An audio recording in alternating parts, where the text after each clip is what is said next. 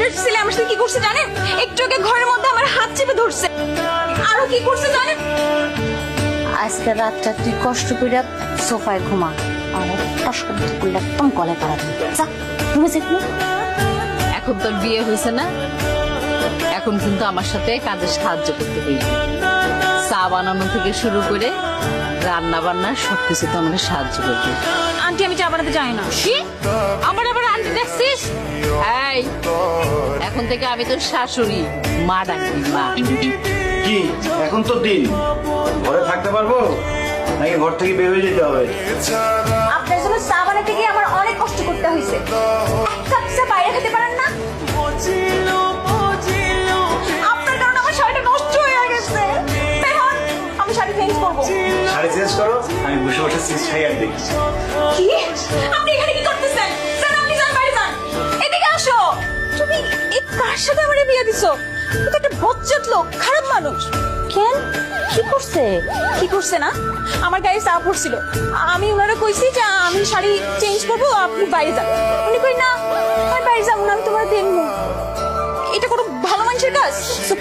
আস্তে আম্মা আছে, শুনলে মানুষ সব চাইবো। আরে বলো, সে তো স্বামী না, স্বামী তো এরকম করতেই পারে।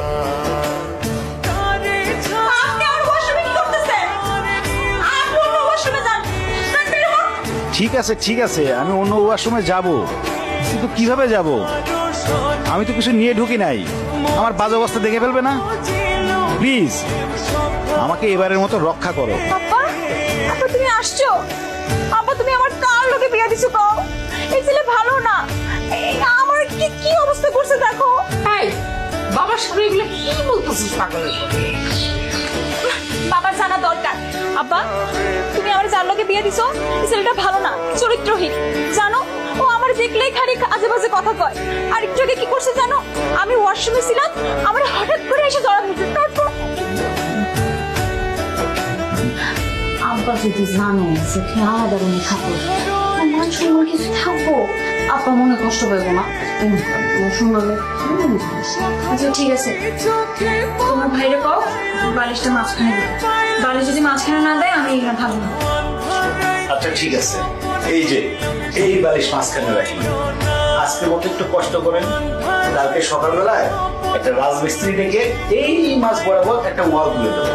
ঠিক আছে ম্যাডাম?